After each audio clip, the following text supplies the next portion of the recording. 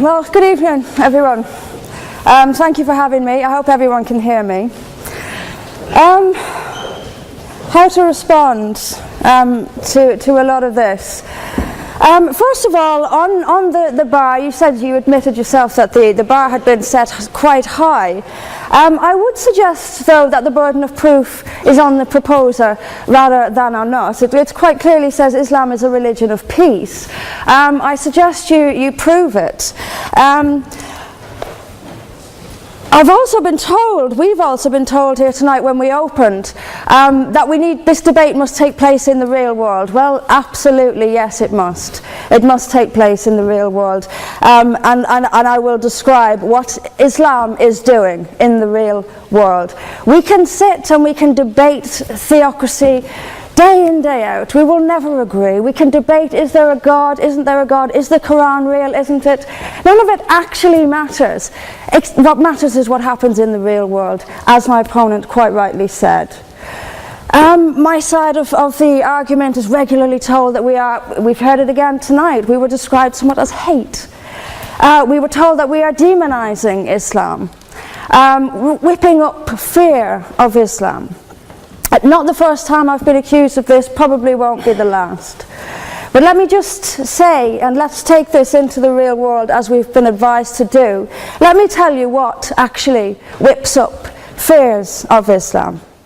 We would take it from the top: 9/11, the London Underground bombings, Madrid, Mumbai, Mali, Bali, northern Nigeria, Sudan, Afghanistan, Saudi Arabia, Iran, Yemen, Pakistan, death for apostasy, death for blasphemy, death for adultery, death for homosexuality, gender segregation, gender discrimination, unequal testimony between men and women in legal proceedings, child marriage, amputations, beheadings, imprisonment for being raped, anti-Semitism, burqas, execution, as I've said, for this, that and the other, the slaughter of Theo van Gogh on the streets of Amsterdam, death threats on the streets of London, butcher those who insult Islam, Muslim patrols in East London telling people they are entering Sharia controlled zones, polygamous marriages, marriage not requiring the consent of the bride.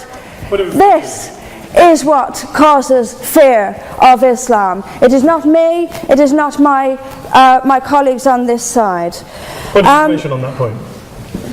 If Islam and Muslims are responsible for the Muslim patrols, I'm not finished. I'm not. No, okay. I'm not. I mean, let me speak on.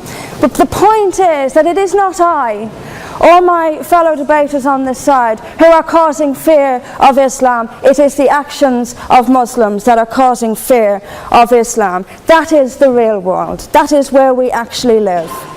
Then we'll be told that this is just the extreme fringe of Islam. Well, let me have a look at Saudi Arabia.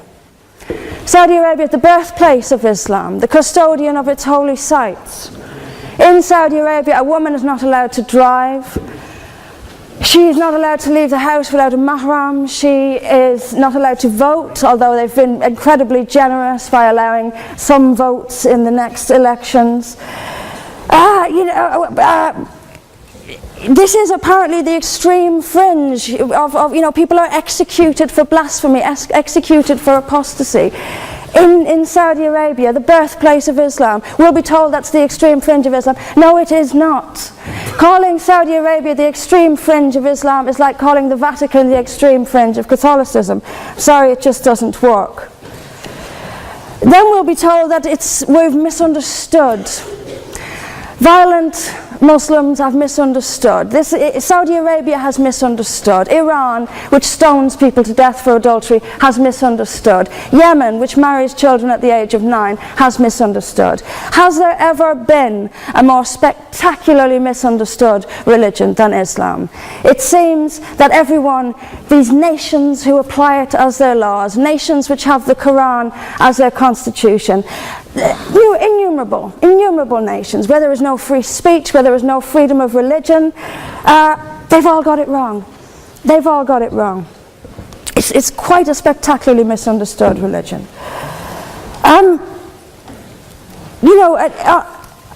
There's just so much. I'm constantly told as well that I need to respect Islam.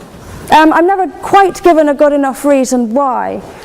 I am under no greater obligation to respect Islam than I am any other beliefs.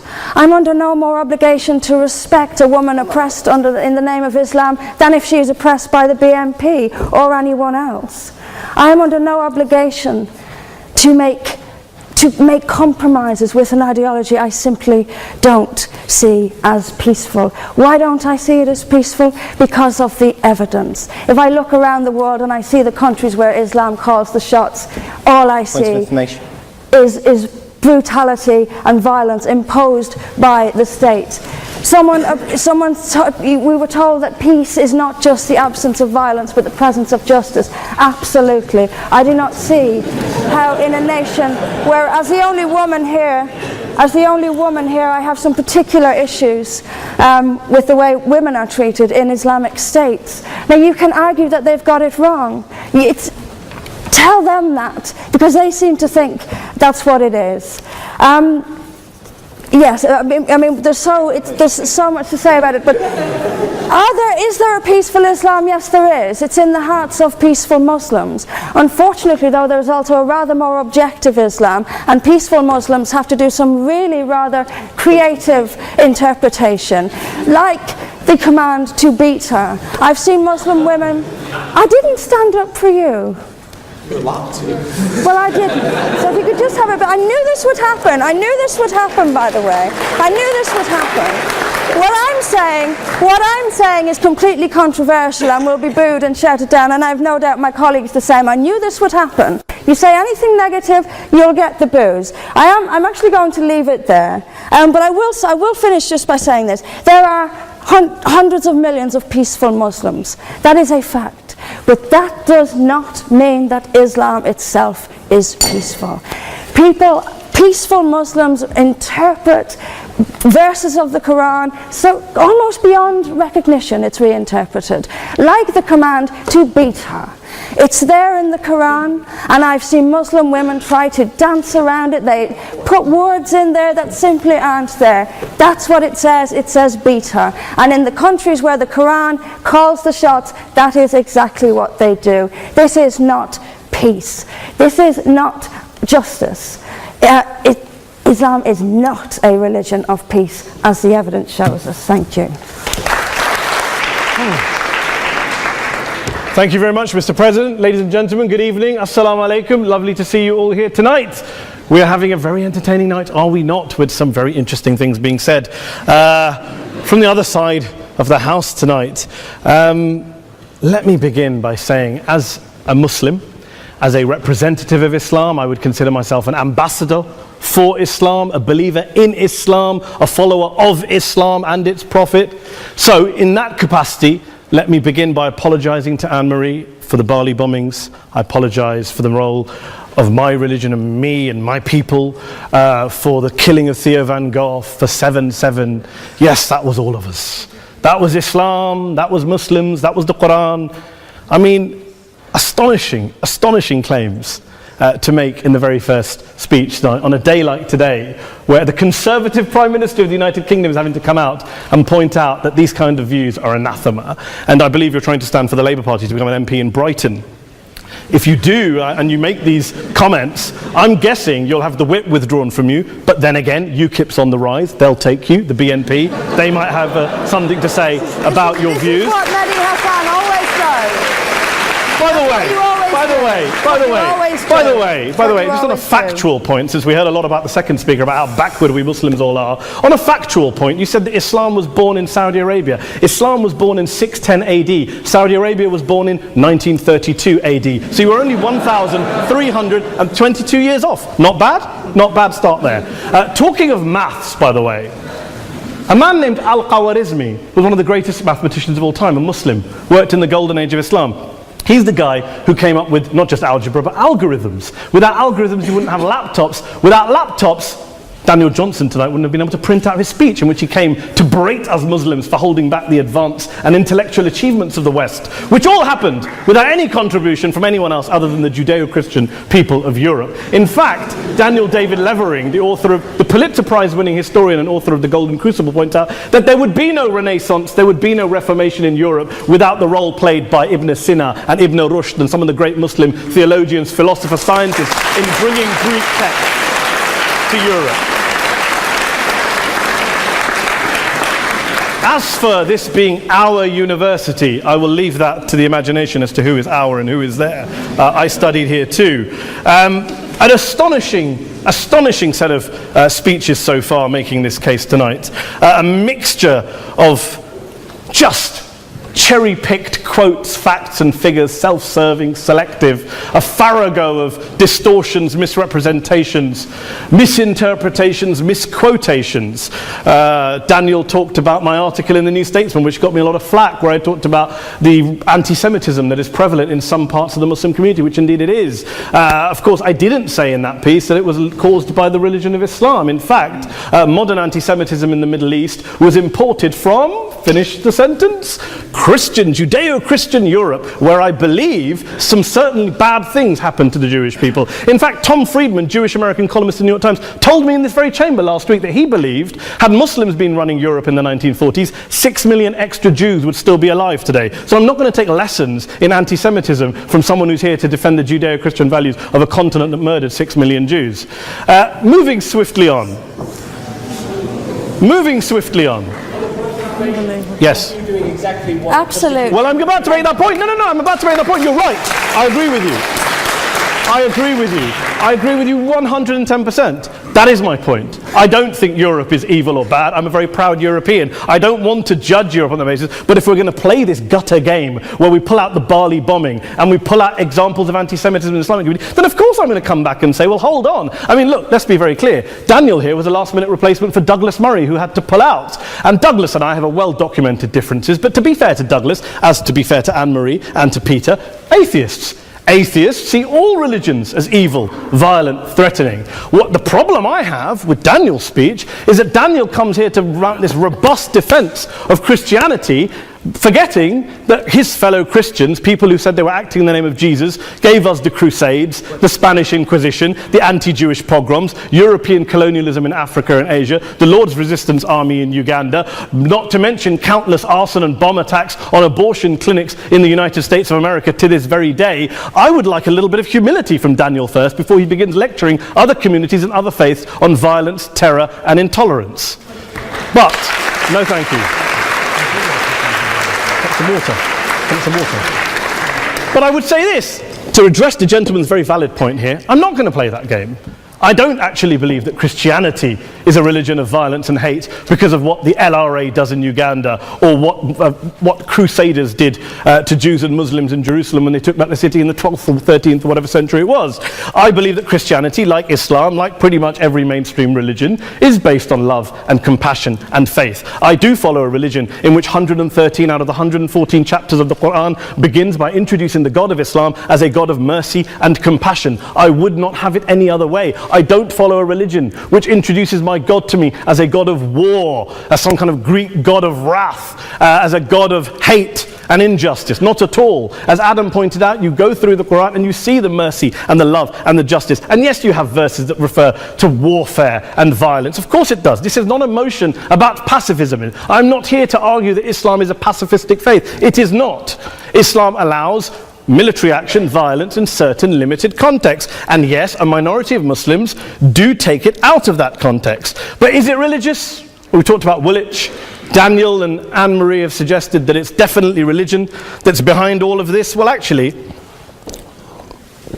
what I find so amusing tonight is we're having a debate about Islam, and the opposition tonight have come forward. We have a graduate in law, a graduate in modern history, a graduate in chemistry, and you know, I admire all of their intellects and their abilities, but we don't have anyone who's actually an expert on Islam, a scholar of Islam, a historian of Islam, a speaker of Arabic, even a terrorism expert or a security expert or a pollster, let alone to talk about what Muslims believe or think. Instead, we have people coming here, putting forward these views, putting forward these sweeping opinions. Listen to Professor Robert Pape of the University of of Chicago, one of America's leading terrorism experts, who, unlike our esteemed opposition tonight, studied every single case of suicide terrorism between 1980 and 2005, 315 cases in total. And he concluded, and I quote, "There is little connection between suicide terrorism and Islamic fundamentalism or any of the world's religions. Rather, what nearly all suicide terrorist attacks have in common is a specific secular and strategic goal to compel modern democracies to withdraw military forces from territory that the terrorists consider to be their homeland." And the irony is, when we talk about terrorism, the irony is that the opposition and the Muslim terrorists, the Al-Qaeda types, actually have one thing in common. Because they both believe that Islam is a warlike, violent religion. They both agree on that. They have everything in common. Osama bin Laden would be nodding along to everything he's heard tonight from the opposition side. He agrees with them. The problem is that mainstream Muslims don't. The majority of Muslims around the world don't. In fact, a gentleman here started quoting all sorts of polls. Gallup carried out the biggest poll of Muslims around the world, of 50,000 Muslims in 35 countries. 93% of Muslims rejected 9/11 and suicide attacks. And of the 7% who didn't, they all, when polled and focus grouped, cited political reasons for their support for violence, not religious reasons. And as for Islamic scholars and what they say, well, Daniel talks about our University of Oxford. We'll go down to Oxford Centre for Islamic Studies, get hold of a man named Sheikh Afifi al-Akiti, who is a massively well-credentialed and well-respected Islamic scholar, who has studied across the world, who in the days after 7/7 published a fatwa denouncing terrorism in the name of Islam, calling for the protection of all non-combatants at all times, and describing suicide bombings as an innovation with no basis in Islamic law. Go and listen to Sheikh Tahir al-Qadri, one of Pakistan's most famous Islamic scholars, who published a 600-page fatwa condemning the killing of all innocents and all suicide bombings unconditionally without any ifs or buts. There's nothing new here. This is mainstream Islam, mainstream scholarship, which has said this for years. You don't go out and kill people willy-nilly in the high street or anywhere else, on a bus or a mall, based on verses of the Quran that you cherry-pick without any context, any understanding, any interpretation, or any commentary. Point of information. Please. What about stoning of women, for example? Well, It doesn't happen apparently. I didn't say it doesn't happen at all. I never said it didn't happen. I don't blame Islam. Yes, it's a very good point. And a lot of us are campaigning against that. And we're campaigning against it in the name of Islam. We're campaigning against it in the name of various interpretations of Islam. Anne-Marie comes and scares us with her talk of Sharia law. I would like to see the book of Sharia law. It doesn't exist. People argue over what Sharia law is. And you empower the extremists by saying there is only one version. You empower them all. I don't believe you took any interruptions, Anne-Marie, so I think you should stay there for a moment. Several countries. Here's what we're dealing with. Here's what we're dealing with. I took your point. Here we are dealing with a 1400-year-old global religion, followed by 1.6 billion people in every corner of the world, a quarter of humanity, of all backgrounds, cultures, ethnicities. And yet the opposition tonight wants to generalize, stereotype, smear in order to desperately win this debate. And here's my question, if we're going to generalize and smear. If, okay, people say yesterday's bombers, and we've got to be careful, there's a trial going on, were yesterday's attackers, motivated by Islam? Big debate. I don't believe they were. Let's say they were. Let's say Faisal Shahzad, the Times Square bomber, was motivated by Islam. Let's assume, for sake of argument, that Richard Reeves, the shoe bomber, was motivated by Islam. If Islam is responsible for these killings, if Islam is what is motivating these people, and Islam is therefore not a religion of peace, a religion of war, then ask yourself this question: why aren't the rest of us doing it? Why is it such a tiny minority of Muslims are interpreting their religion in the way that the opposition claim they are? Let's assume there are 16,000 suicide bombers in the world. There aren't. Let's assume there are for the sake of argument.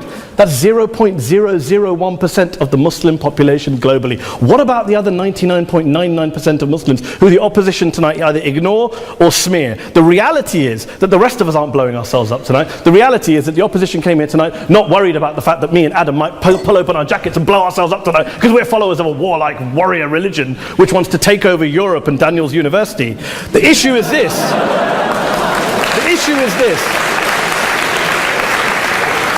Unless the opposition can tell us tonight, and Peter Atkins is here, one of our great atheist intellectuals, can tell us tonight, they can answer this question tonight: why don't the vast majority of Muslims around the world behave as violently and aggressively as a tiny minority of politically motivated extremists? Then they might as well give up and stop pretending they have anything relevant to say about Islam or Muslims as a whole. Ladies and gentlemen, let me just say this to you. Think about what the opposite of this motion is.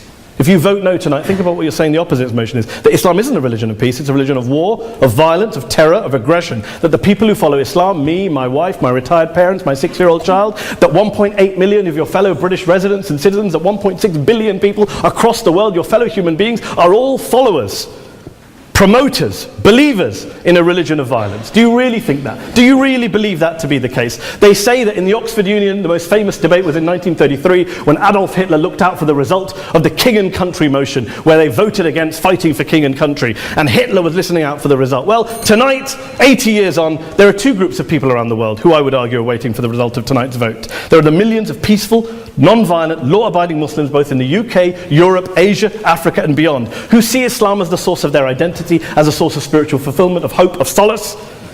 And there are the phobes, the haters, the bigots out there who want to push the clash of civilizations, who want to divide all of us into them and us and ours and their.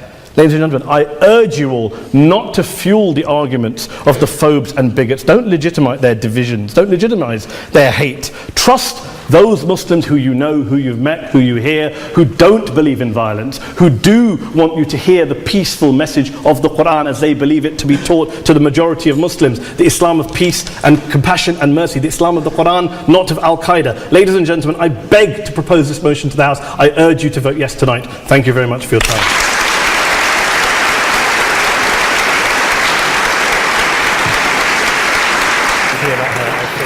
In it, as good men will find anywhere.